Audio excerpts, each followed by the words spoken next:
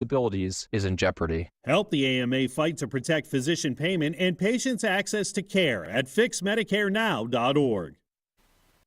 All sports talk, weekdays at 5. WGNS, your good neighbor station. Rutherford County's place to talk. The Good Neighbor Network, FM 101.9 and AM 1450 Murfreesboro, FM 100.5 Smyrna, and online at WGNSradio.com. This is the Roundtable. A look at the news, views, politics, and people that are shaping Rutherford County. Good morning. This is Bill Krause, the Thursday Morning Roundtable. And we welcome you on the leap day of the leap year, and may you have a great leap into the future. We have a dear friend of ours who we've worked with for a number of years, and he's the current executive director of the American Red Cross here in Murfreesboro, a gentleman who is so committed, so dedicated, and so passionate about what he does, Mr. John Mitchell. Good morning, John. Hey, good morning, Bill. I'll add one thing to that. I'm really blessed. I'm blessed to have this opportunity to work in the nonprofit field, and specifically for the Red Cross, and to work with the volunteers that carry out our mission on a daily basis. Well, we're going to cover several items of the Red Cross, a major event that occurred recently, a major event that's coming up next week, and, of course, the traditional subject, blood bank and blood drive. But I'm going to have you introduce our guest who's on the telephone, coming from Middle Tennessee State University. Yeah, Ray Wiley. Not only would I consider him a friend, but he's also a board member. I've been on the board with the American Red Cross for many years, and on this radio station, he's probably had several conversations about the importance of giving blood and what they do on the campus with the blood battle between MTSU and WKU. But just recently, Ray and his staff had an opportunity to provide some life-saving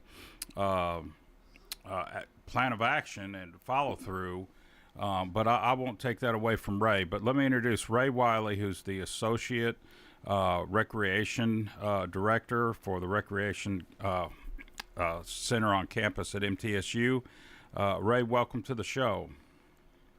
Good morning, John. Good morning, Ray. This is Bill Krause. Good morning, Bill. And tell us about, and certainly it was a news story very recently, about the episode that you had at the rec center with a retired professor, as I understand. Yes. Well, we are feeling very fortunate this morning.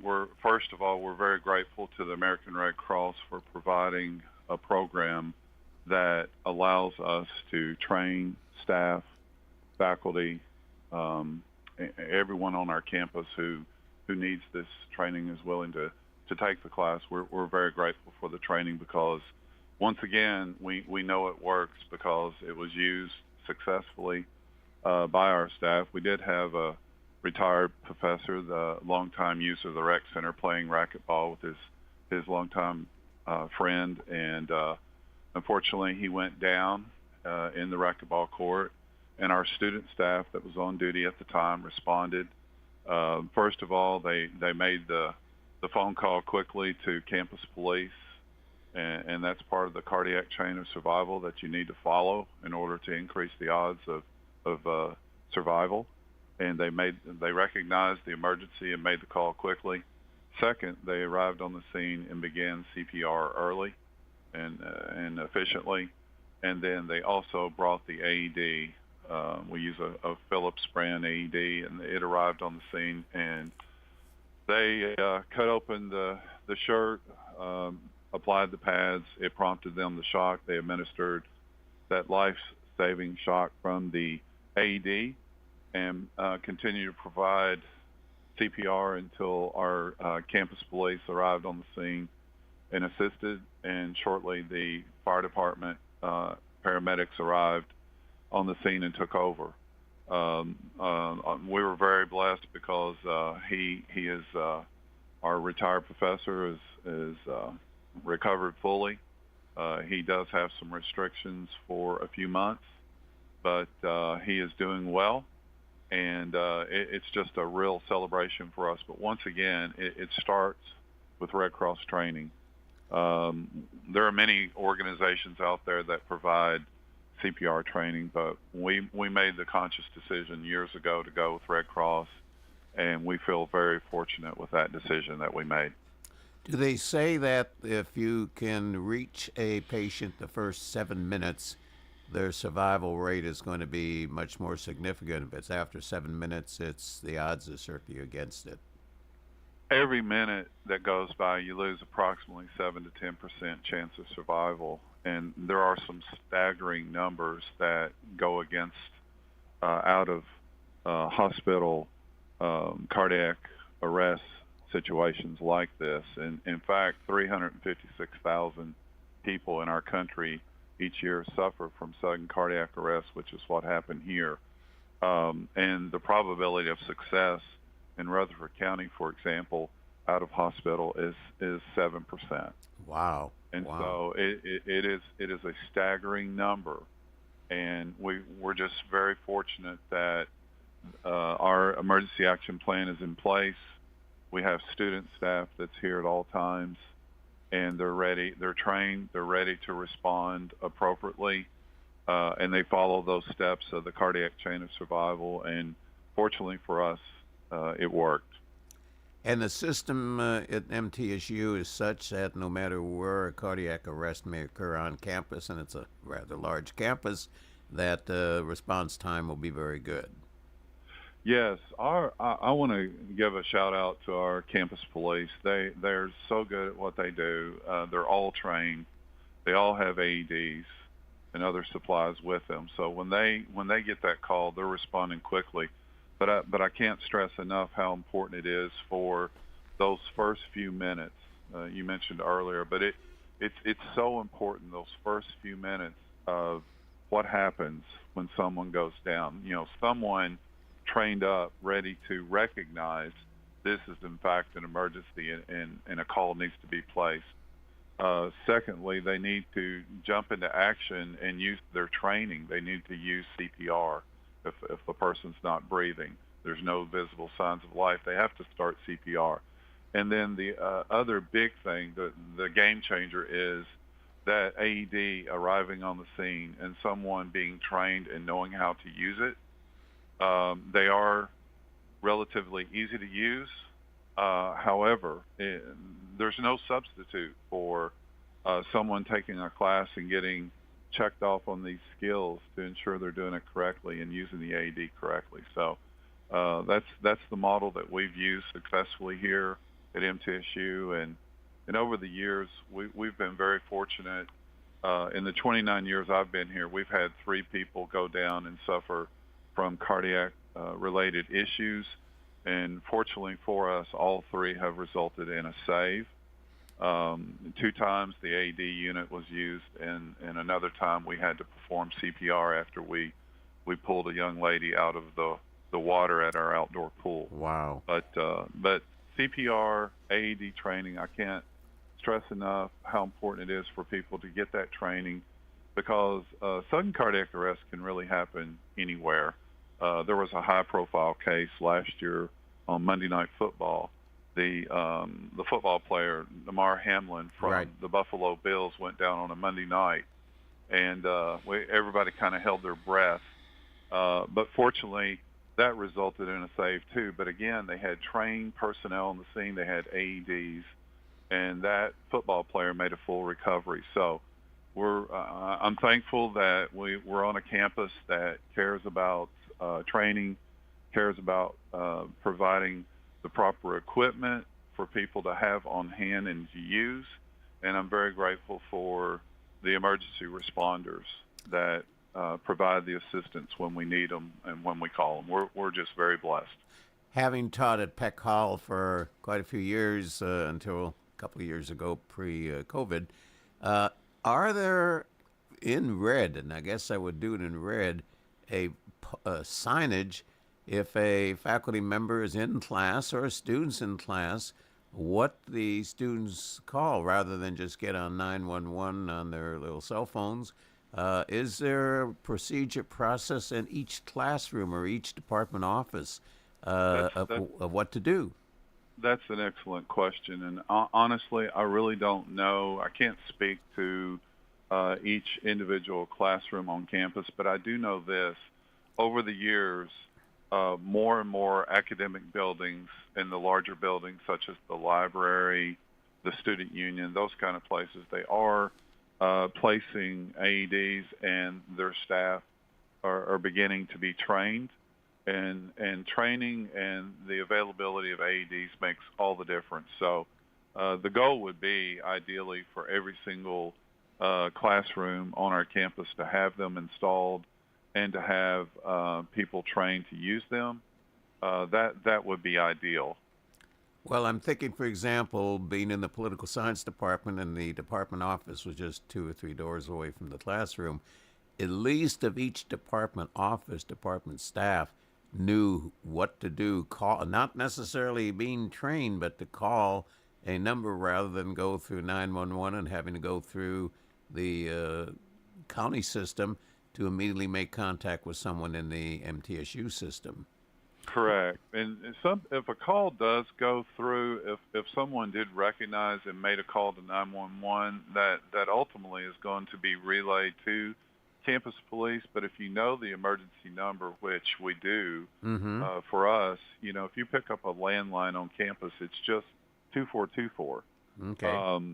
If you're calling on a cell phone, it's 615-898-2424, and that would go through to our dispatch. But any office on campus landline, 2424, goes straight to dispatch on Main Street, and then they relay quickly to the officers that are patrolling on our campus. But 911 does get relayed. It just takes a bit longer for that call to go through to get to our dispatch. Those valuable seconds. It does. It is. Those seconds are precious, and those first few minutes are really critical. So, again, for us, it comes back to Red Cross training, the availability of AEDs, and staff willing to step up when they are most needed to. Maybe you and John can both chime in on this one. Give a little overview of the training process itself. How do you recruit the participant? How do you motivate the participant? Roughly how much time is involved? How much practice is involved? Sure. For a typical scenario, if someone wanted to go through an adult CPR and AED class, most of them can get through that training in less than 3 hours. So it's not a huge commitment, but we have to be structured and organized in order for us to get these classes set up. So faculty and staff on campus in any department can reach out to me here at Campus Recreation. I'm very accessible. It's just an email, ray.wiley@mtsu.edu. Say that again. Say that again so people can write it down. Sure. It's just Ray, R-A-Y, dot Wiley, W-I-L-E-Y, at mtsu.edu. And anybody who reaches out will coordinate a class for their department. And I've taught so many departments: the business college, the library, aerospace. We've had some housing people. We've had a lot of different departments reach out over the years for training.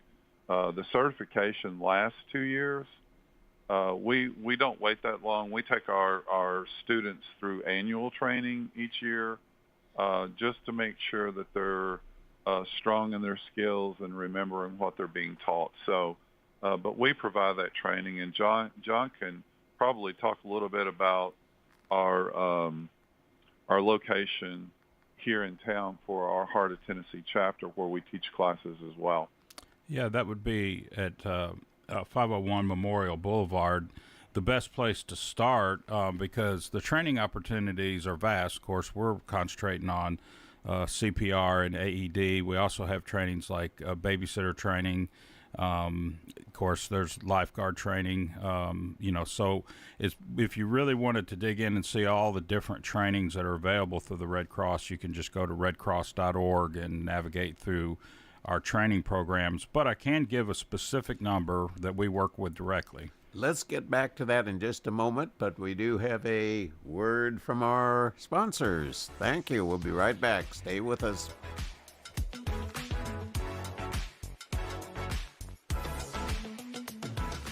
Hi, this is Chip Walters with Exit Realty Bob Lamb & Associates. You might know me as the voice of the Blue Raiders, but I want to be your trusted advisor in real estate. Whether you're buying or selling, it's time to choose Chip. Do you have a growing family and need to upsize? Are you an empty nester now and need to downsize? Are you thinking of selling your current home but just worried you can't find something else? Well, it's time to choose Chip. I'm looking to be your trusted advisor in real estate. I'm Chip Walters with Exit Realty Bob Lamb & Associates. This is Stan Vaught. I'm a lot like you, a husband, father, farmer, auctioneer, and community supporter. I'm now a candidate for school board. In the last cases, Walter Hill, Milton, Leanna, Oakland, and Siegel communities. I believe in community schools, vocational education, and getting education back to the basics. I'd appreciate your support for school board. Please vote Stan Vaught for school board on Election Day, March 5th. Paid for by Stan Vaught for school board. Stan Vaught, Treasurer. Hey fellas, if you've been feeling tired and grumpy and have noticed a lack of motivation and drive, you may have low T. Low testosterone levels can cause weight gain, loss of muscle mass, and so much more. I recommend Low T Center, which is where I get my levels tested. They make it quick and easy to get your levels checked, and it's only $25. And with their on-site lab, you'll get your results back in about 25 minutes. Most insurance is accepted for treatment. Go to lowtcenter.com now to book your appointment online. Low T Center, reinventing men's healthcare. Rutherford weather. Partial sunshine develops here this afternoon. We'll see a high in the low 50s. Tonight we'll have a chance for rain showers late, mostly cloudy and a low near 38. I'm meteorologist Jennifer Wojcicki on News Radio WGNS. Currently, it's 33. WGNS is powered by Middle Tennessee Electric. MTE's Plugged In podcast focuses on the world of electric vehicles. Stay up to date on the EV world, hear interviews with experts, and more. Listen on your favorite podcast platform or visit mte.com/pluggedin. This is the Roundtable from News Radio WGNS on FM 101.9 and AM 1450 Murfreesboro, FM 100.5 Smyrna, and worldwide at WGNSradio.com. This is Bill Krause once again, second segment of the WGNS Thursday Morning Roundtable, and we're having a most interesting and hopefully a most valuable visit with John Mitchell, who is the Executive Director of the American Red Cross, and we have on the line from MTSU, Mr. Ray Wiley, who basically is heading up, not only being on the board of directors of the local Red Cross, but heading up a life-saving effort. John, you were talking before about training, but we want to get Ray involved. So in case any organization out there wants to tap into Red Cross training and or equipment, I've got a person that you can call directly. His name is Barry Martin. That's Barry Martin at 901-208-3620. 901-208-3620. Barry can direct you towards getting someone to set up a training at your office or location with Red Cross training, Red Cross instructors. I have to ask Ray a question. Is it easy to recruit students to participate? Are you finding them from a particular background in terms of professional and academic pursuit? Are they all ages, etc.? Some veterans as well as young folks of 17 and 18 years of age? We have students show interest in getting this training from across the board. There's actually 4 credit classes that are taught here on our campus. Great. Where people can get certified, and I teach those classes as well for credit. But that is much more extensive and covers a lot more first aid scenarios, things like stop the bleed, tourniquet care, slings, those types of things. But with regards to Red Cross training, and specifically for CPR and AED, it's really not a huge commitment for someone to make for just a few hours to to come in and get the knowledge and information and practice their skills and get checked off on proper use techniques for opening up the airway and giving rescue breaths and providing the correct depth on compressions, and then being able to understand how to apply the pads for an AED, turn the unit on, let it analyze, and if it prompts you, to go ahead and shock and provide that life-saving shock. So it's not a huge commitment, and across the board, I've had students from all the different interdisciplinary study areas, for anything from aerospace to creative writing and everything in between as far as majors go. So we're excited when they want to get trained. Of course, a requirement to work here for us at Campus Recreation, we do hire a lot of students to work here because we are open so many hours during the day, and we start opening up at 6 o'clock in the morning. Wow. And a lot of nights we're not finishing up till 11 o'clock at night, and we're a 7-day-a-week operation. So we rely on our students to help us maintain safety in our buildings at all times. The only way we can do that is to provide this training for them so that they're able to recognize when an emergency exists, make that phone call quickly, and provide CPR and use the AED if it's necessary. I would imagine there's a close linkage with the athletic program in all sports. Yes, MTSU Athletics does a great job. They have trainers on site, and they're all certified and trained, and they have AEDs, as I understand it, for each one of their practices and games. So you never know when a situation like this may occur, and all you can do is just train and practice and prepare, and you hope that it doesn't happen. But unfortunately, we know today, statistically speaking, with as many people that come on our campus and come on our buildings, the potential for something like this to happen is real, and we just want to be the best prepared that we can be. And Red Cross does a wonderful job of helping us be prepared. I'm not so sure, and maybe you and or John can answer this. Roughly how much does an AD cost, and are they rapidly being placed in areas of public gathering, not only at MTSU, of course, but any place of employment or retail or pursuing an opportunity? Over the last 23 years, they've really done, organizations have done a better job of purchasing them. They used to be very expensive. We got our first one here at the Rec Center through the Christie Houston grant, through that foundation many, many years ago, but we have purchased 3 additional ones, so we actually have 4 here on site, and the price has dropped. Most recently, I heard of another department on campus getting an AED unit plus the case in which to house it in for $1,200. So that was a very good price. Would be a great service club project to donate these accordingly. Rotary, for example. Yeah. It's I'm thinking back when I went through the training. It gives you so many reasons to say I just didn't know that, and so for years I've always known the importance of going through the steps of CPR, but it wasn't until I went through a CPR AED training that I realized it's the AED that really is the game changer. You're sustaining life till you get that AED. That's how important it is to have that around. The other thing that the training installed in me was every Ray can help me with this. I think it's the cardiac chain of command. It's similar to that, but every step is critically important. You had really drilled down to show the importance of minutes, but even that first person that instead of not knowing what to do and getting down and starting CPR, the first thing you do is you yell, call 911 or whatever your appropriate emergency number is on campus, because you've got to get other people working.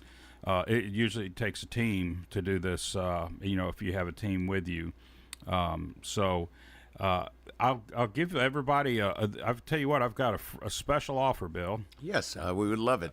Here's a special offer. We can get anybody in the community trained for free for CPR if you become a Red Cross volunteer. And what's required in that? How long's the contract? Oh, well, there used to be a saying when I worked for the Scouts, say, oh, it's just 1 hour a week, right? That was the running joke. But we do have a vast amount of needs and opportunities for people to become a Red Cross volunteer. And after you become a Red Cross volunteer, you will get a code and you can take a Red Cross training for free at any time. But as far as opportunities go, you know, we do always have people that are responding to the disasters to help with sheltering and feeding, giving out financial assistance.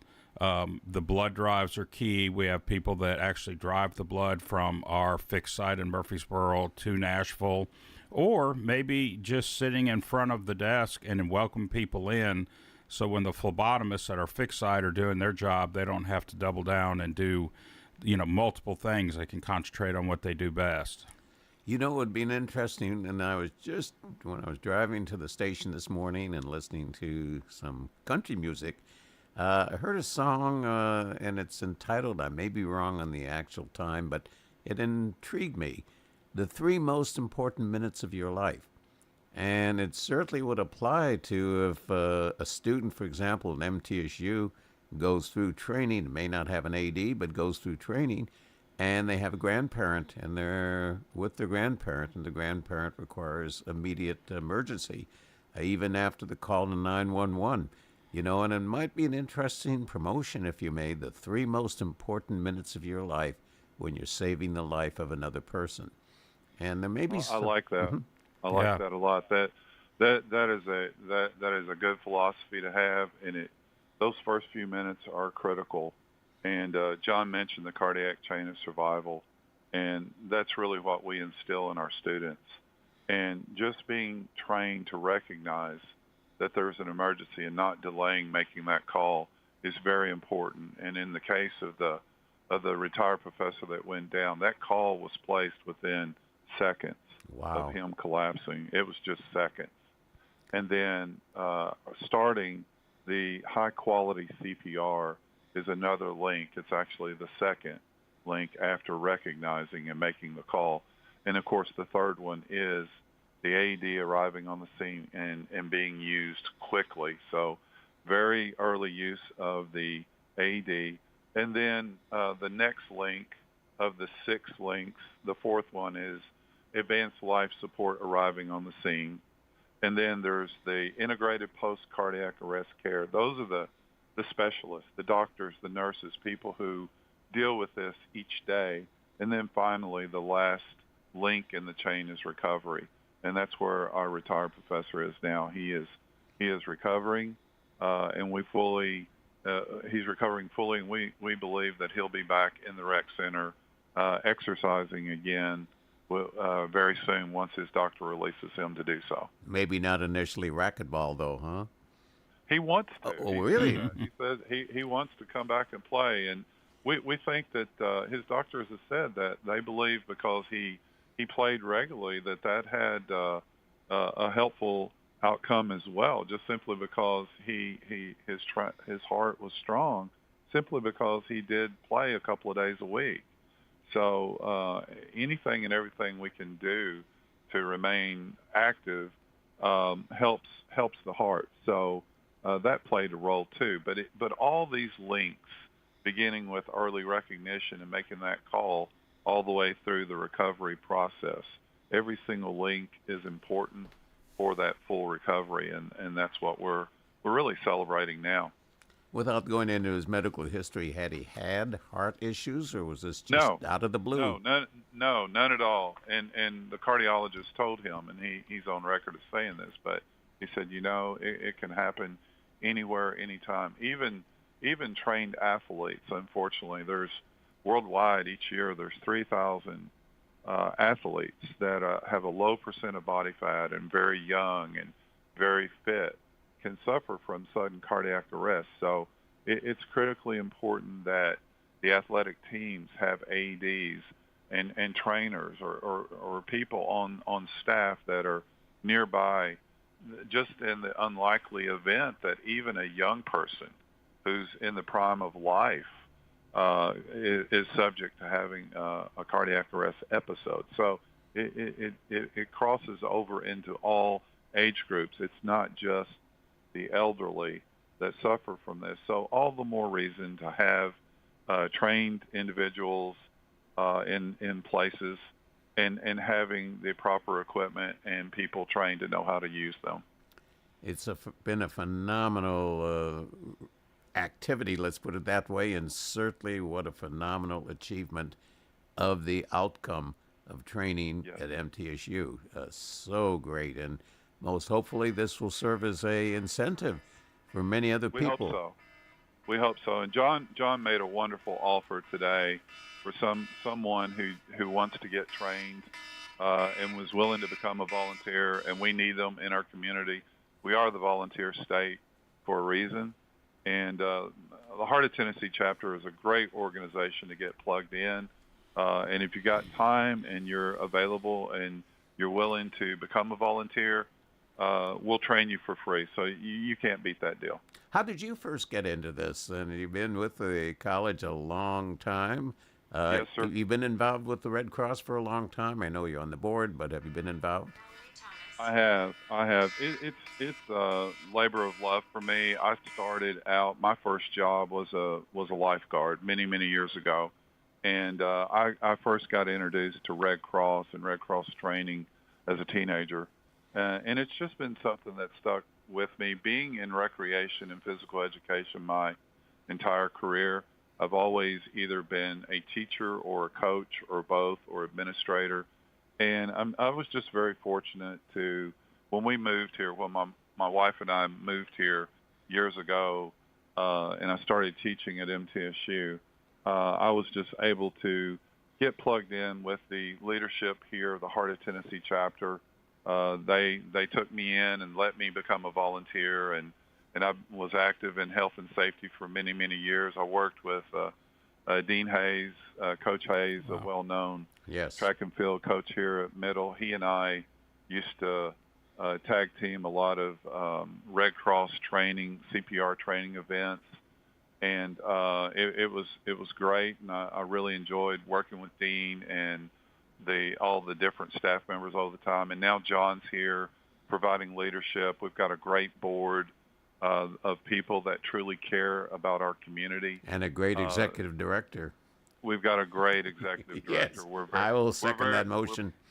We're very blessed to live in Murfreesboro, Tennessee. I'll put it that way. Well, we appreciate you sharing the time. We know you have a meeting upcoming. And Ray, keep up the good work. God bless you, and you are an angel of help. I appreciate that, Bill. Thank you so much. Thank you for your time, Ray. Yes, y'all have a great day, and I appreciate everything. Take care. Thank you. John, leading into that, is that retired professor going to be at an event you have coming up next week? We actually have our annual Heroes Lunch. It's been a breakfast in the past, but Tuesday, March the 5th, 11:30 to 1 at the campus of MTSU at the Student Center, we will have our Heroes Luncheon. We'll be honoring former Mayor Ernest Burgess, one of our key volunteers, Mary Nichols, who was a professor on campus but a Red Cross volunteer currently. But at the event, it just so happens that Ray's table will have that retired professor and his wife with the students and staff that helped him, and we'll definitely take time during the program to recognize their life-saving efforts and have a celebration moment at the event. But that being said, I still have a few random seats. We're pretty full. We're looking at between 350 to 375. Wow. But it's going to be a great attendance. If you would love to come to this event, you can call me directly. That's John Mitchell, 615-651-3405. One more time. 615-651-3405. Call John Mitchell, and I'll get you a ticket reserved for you to come and sit and enjoy the program and learn more about the Red Cross and what we're doing. And the most important, not the most important, but a most important item is that it's being held at MTSU during spring break, so there's no parking issue. Thank you, Bill. I've wanted to put that on my promotion is if of the top 10 reasons to come to this event, one of them is to come when parking is not such an issue. So that's a good point, Bill. Absolutely. We'll be right back for the final segment of the Roundtable this morning and hearing some of the other numerous activities and events that your American Red Cross is providing. We'll be back. Getting the kids to practice on time. Remembering if it's your day to bring snacks. Making it to the game with a clean jersey. Why are simple things sometimes so complicated? Thankfully, with auto owners, insurance doesn't have to be one of them. Auto Owners works with independent agents who answer when you call, so you can worry about more important things, like whether your kid is going to run toward first or third base.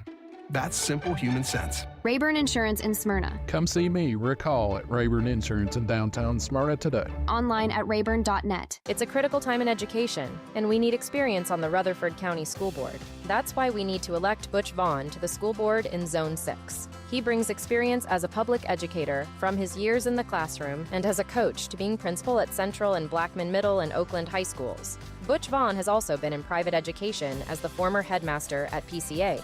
Experience counts, especially now. That's why we need Butch Vaughn on the Rutherford County School Board. Paid for by Butch Vaughn for School Board. Pryor Manning, Treasurer. This is Good Neighbor Events with Bart Walker. Brought to you by AmeriCare Pest Control and the law offices of John Day. This is a paid legal ad. Hi, this is John Day of the Law Offices of John Day. For more than 30 years, my team and I have worked hard to help injured people throughout Middle Tennessee. Over that time, we've helped thousands of people get the legal help they need when they've needed it the most. And if we're not able to help or aren't the right lawyer for you, we'll do the best to point you in the right direction. If you've been injured, call the law offices of John Day for a free consultation. And remember, there's no fee unless we win your case. WGNS is your local connection and has been for 77 years. There are 2 free computer classes being offered at the Technology Engagement Center. That's a part of the Rutherford County Library. And those free computer classes are on Mondays or Tuesday afternoons. The Technology Engagement Center is at 306 Minerva Drive. Beekeeping has become very popular. You can learn about beekeeping by attending the Rutherford County Beekeepers Association's monthly meeting. And they meet on the first Monday of each month. And that'll be on March the 5th, 7 o'clock in the evening, right there at the Lane Agri Park. The 13th annual Special Kids Race will be Saturday morning, March the 5th. That's just around the corner. The race begins at 7 o'clock and it benefits Special Kids, a therapy and nursing center for special needs youth. And it's at the Murfreesboro Medical Clinic and Surgery Center on Garrison Drive. Contact Special Kids for more information. Those are WGNS Good Neighbor events. Rutherford weather. Partial sunshine develops here this afternoon. We'll see a high in the low 50s. Tonight we'll have a chance for rain showers late, mostly cloudy and a low near 38. I'm meteorologist Jennifer Wojcicki on News Radio WGNS. Currently, it's 33. This is the Roundtable from News Radio WGNS on FM 101.9 and AM 1450 Murfreesboro, FM 100.5 Smyrna, and worldwide at WGNSradio.com. This is Bill Krause again, third and final segment on a Thursday morning WGNS Roundtable. And as usual, and he's been with us before, we have a delightful visitor, a wonderful friend, and certainly one of the many, many people in the Rutherford County area who do so much for so many so often. Mr. John Mitchell, Executive Director of the American Red Cross. John, has it been about a year that you've been in this position? It's going on 2 years in Has April. it really? Yeah, the time flies when you're having fun and busy. I know when I first came, this event that we're talking about, it was already planned, and I kind of came in, and because I had experience in nonprofit and events, I was able to just jump on board. So when we complete this event, this Heroes Luncheon, this will be the third fundraising, friend-raising event that I've done with the Red Cross, but it'll be two years in April. That I've been in this position with the Red Cross. Who are the heroes? Is it a particular group? Yeah. Give an example who the heroes are. Yeah, well, and we kind of use that word heroes in a big span so we can celebrate a lot of people. But one thing that we do every year is celebrate a local hero. Mm-hmm. And we have former heroes that get together with our philanthropy committee, and they select somebody. And this year, unanimously, they selected former Mayor Ernest Burgess. You recall about what time he was serving?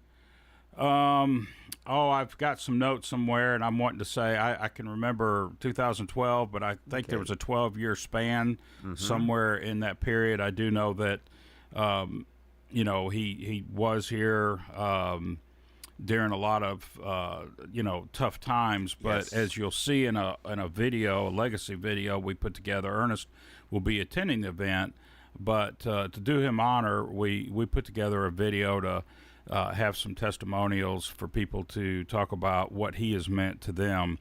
But his legacy precedes himself not only with his commitment to the community as a leader at the county's office, but his leadership for National Healthcare Corporation. NHC is a nationwide organization that's headquartered right here, and you'll hear some interesting comments about how his character, his leadership really played a big role in them growing to what they are. Yes. And then, of course, you're also going to be honoring the retired professor. I hope he has a few words to say. Yes, we'll definitely. We're working on the script now, and there's different back and forth I'm going. But knowing that the retired professor will be there, one of the notes I'd put down yesterday was to talk to him and see if he wants to say a few words from the table. We got a pretty fast-moving agenda. And so we're kind of cutting down on the back and forth upstage. But if he definitely wants to publicly thank those sitting around him for saving his life, we'll definitely give him that opportunity. And when you said retired professor, it reminded me of our volunteer that we're honoring, Mary Nichols. Used to teach over in the mass communications and teaching students on the art of taking videos and news production. Mary is one of these volunteers that you can't put in a box as far as what does she do and is she doing this particular thing. She deploys on a regular basis, so she has been to the Hawaii, to different firefires, the hurricanes that happen on a regular basis, unfortunately, in Florida. So she has an impact locally and abroad. Ironically, her serving with the Reedville tornado response was close to home because she has people there. She's from Reedville. And so her, along with other Red Cross volunteers, were out there for at least 3 weeks providing meals, comfort, financial assistance. And she actually lived out what we say the Red Cross goal is neighbors helping neighbors. She literally was a neighbor helping her neighbors by living there at one point. But we'll be honoring Mary and her commitment. And we've got a really special video. 3 of the residents from Reedville came and gave a testimonial of their experience when the Reedville tornadoes came through and working with the Red Cross community. We actually almost look at them as friends now. They'll be at the event. We'll play a video that shows the resiliency of the Reedville community, but it really also shows the hope of the Red Cross. Exactly. And again, if you would love to come to this event and see that, just give me a call, John Mitchell, at 615-651-3405. Fantastic. And speaking of what we said earlier, the first 3 minutes or the first 4 minutes, what are the most important moments? I would probably consider that the first few moments is giving blood. Yes. And talk about giving blood and not, the current status. We hear about it often and very often, the need. How important is it and how easy is it to do it? It's very important and very easy. There's many opportunities.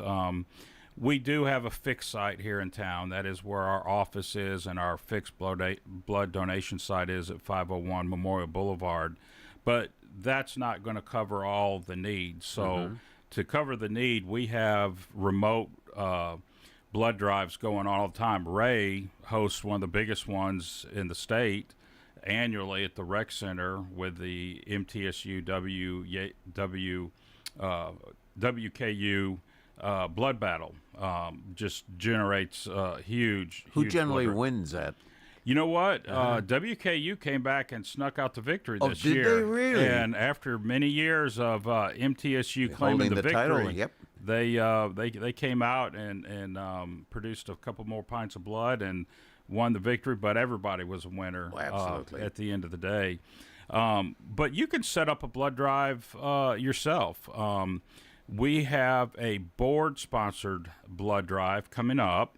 That is at New Vision Baptist Church on March the 22nd. March the 22nd, New Vision Baptist Church. If you want to sign up to give blood at that site or another site, you can go to redcrossblood.org, and it'll show you a listing of our fixed site and all the different locations that our blood donations are happening, and you can sign up that way. I just thought of an idea. Suppose you're having a family event or a lot of friends event, you're going to be hosting it. How about suggesting that they possibly first participate in the blood drive and then come over for a wonderful dinner? That would be great. And you got to get creative, and you got to make it fun, and you got to, continue to spread the message about how important it is. And so I think that's a great idea. There's usually a challenge in a lot of the blood drives. There's another one called Battle of the Branches, which would be the military branches, or Battle of I'd start to say Battle of the Band, but that's a whole totally different world. Yeah, Battle of the Branches, and there's another one. It's just not coming to me. I'll give you one right now. Why not battle the boosters from our high schools? Yes. And whether it's whatever high school, and the boosters are going to have a challenge against, instead of the kids on the field or in the basketball court or in the baseball field, let the boosters compete against each other and see who raises the most. Absolutely. That would be great, because I know Gene Baker is our local representative to set up these blood drives. Again, you could call my phone number and I can direct you towards Gene's number. But the bottom line is you do need to have, I think they're looking to, gather, 40 appointments at least, which sometimes may take, 50 potential appointments. So they do need to kind of scale up to have a big response. But if you have a gathering and people are going to be there already, that's a great way to start off setting up a successful blood drive. So it can be remote. I mean, you can bring the equipment to an event or an activity or home, for example. Yeah. And do it there. Yeah.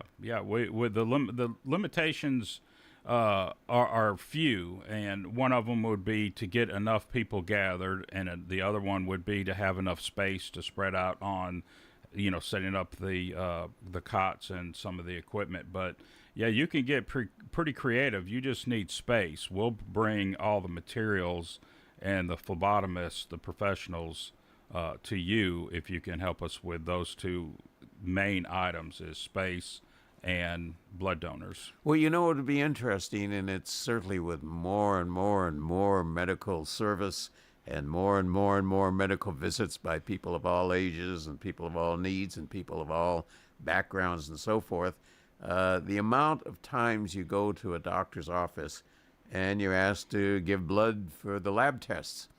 Would you say giving blood is not much different than an extended lab test? No, that's a great analogy. As a matter of fact, the Red Cross has so many programs and there's so many layers to each program. One of the benefits of giving blood is each time you're giving blood and you're coming into our site, you are getting some of those statistics tracked.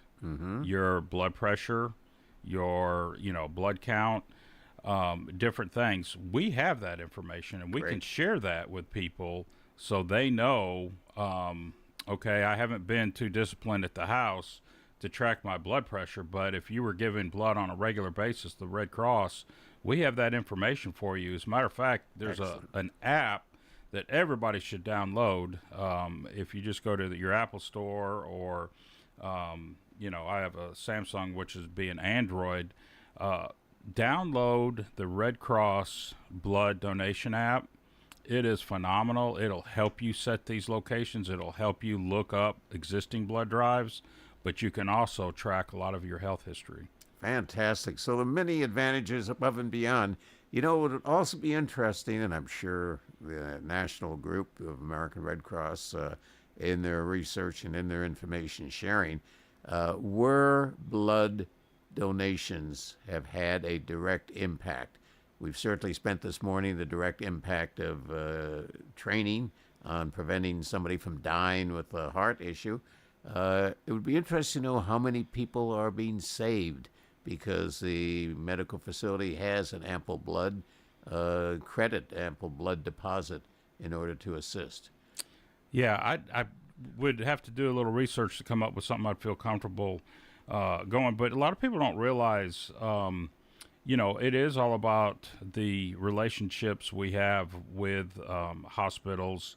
And as far as the shelf life of blood, I went through a tour of the Red Cross center in Nashville that does more of the processing before it goes to the hospitals. And as far as inventory goes, it's an in and out process, a lot quicker than what people will think.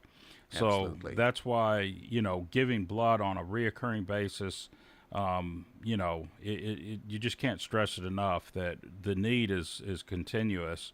Ironically, one of the things that we'll be pushing that I didn't know till I started working for the Red Cross again is sometimes, with sickle cell awareness, it can even relate to, your ethnicity.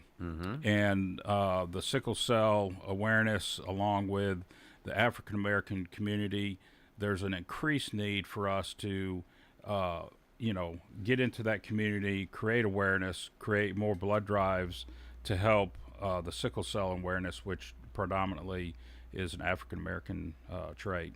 In our remaining couple of moments, highlights of the Rutherford County American Red Cross that's coming forth beyond what we've talked about, Tuesday's lunch and the certainly wonderful experience at the rec center, and of course dealing with blood. What are some of the other highlights in our waning moments? Yeah, well, I just can't praise and thank our volunteers enough. 90% of what we do is done through volunteers. And we have some great volunteers, and we just need to have a few more come in and get trained in an area of your interest. It could be somebody that says, hey, I've retired. I have the ability to show up to someone's home after a fire and help walk them through the process and give them some financial aid for their next steps. Or it could be someone saying, I'd love to help with that, but I can't leave the house, and they can be a duty officer that just helps from their house with the logistics of getting that family back on a state of recovery after they've lost so much. Or it could be somebody that drives the blood from our fixed site in Murfreesboro up to Nashville.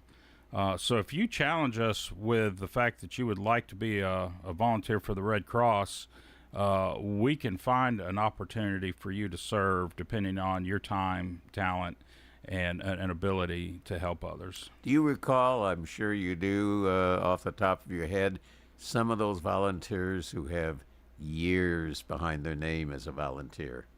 Oh, yeah. Well, James Goodman comes to mind. James is a disabled vet. He's an awesome person that never let any of the struggles in life get in his way of helping others. And James just came into our office the other day, and my recall with him goes back over 12 years, and I know he had served 10 years before that. Wow. So he had found a way to serve with the Red Cross. And you know, if you're an employee and you're getting out and you're getting out of your car and into the office, you see, you know, employees come into the office. Well, James was a volunteer that you didn't know the difference, because he was there every day, coming into the office, going up and finding a spot for him to work on his next initiative with the Red Cross. Final question. How do we get young men and young women for, I call it not only community service, I call it life service, involved as a volunteer? Yeah, I think it's just getting them to see how they can contribute in a way. I know the younger community really, a lot of the trainings that we've went through says they really like hands-on. So a great hands-on opportunity would be to participate in a Sound the Alarm, Save a Life campaign. So not only are we reactive to the disasters or emergencies, we're proactive in trying to eliminate those. So April the 20th, we'll be doing a Sound the Alarm, Save a Life event at First Baptist Church and that community surrounding First Baptist Church in Castle Street. We will actually go out into the community and knock on doors and do a Homes Made Safer presentation, and in that process install free smoke alarms as needed. So sometimes it's called a smoke alarm install, but we call it Sound the Alarm, Save a Life. The end result is for us to make sure they're more prepared for any of the emergencies, but particularly in a home fire, to have a smoke alarm installed. It's no cost. Anybody in the state of Tennessee can have smoke alarms installed for free. We do this along with the fire department, so you can call us, the American Red Cross, or you can call your local fire department. They will come out and install free smoke alarms as part of the Tennessee Fire Marshals program. That is so crucial to have active, functioning smoke alarms installed. Well, let me pick up on that one. Senior citizens, who certainly, like anyone else, should have it, are very fearful of getting on a ladder to change a battery. And what kind of effort might be an outreach for just battery replacement, so when they hear the beep, beep, beep, beep, and just battery replacement so that the alarm is still operational, would make some good project. Well, you've just kind of dug into the form that we do in the Homes Made Safer. We go through and we see how many smoke alarms there are, how many are functioning, how many have batteries. And so, yes, that would be enough for you to call us to say, we would come out, we can test those, we can replace your batteries. A lot of times we can tell by the, different aspects, if need be, if it's not hardwired into the wall and we're not sure, we'll put a new one up, and that'll have a 10-year battery. And I'm sure we could find some stories and history and experiences shared of how a smoke alarm saved a life. Yeah, once again, I'm not great on memory recall, but if with a little bit of a dive into some of our data, we have a lot of data supporting how many lives have been saved by these smoke alarm installs. Totally. And with the summer coming, would you believe, spring and summer, are you doing lifeguard Red Cross? Yeah, Ray is a very interesting board member, professional, friend. Ray touches on a lot of what we do, but there at the rec center, they do have, the life-saving lifeguard training. And so, you can do that through the rec center. I know there's a YMCA up on the north side of town. But there's a centennial campaign going on right now. It's been 100 years that the Red Cross has been doing lifeguard training. So terrific. John Mitchell, Executive Director, American Red Cross, a hero in our eyes, a hero in our community, but a hero who inspires other heroes who become volunteers and become staff and become friends of the American Red Cross. One more time, give your telephone number. Yes, of all the things that we've talked about today, I can be the connector. So once again, my name is John Mitchell. It's 615-651-3405, 615-651-3405. Thank you so much. Bless you and all the men and women that are on your team. Life is totally appreciative of the American Red Cross. Thank you for your kind words, friend. See you next week, my friends.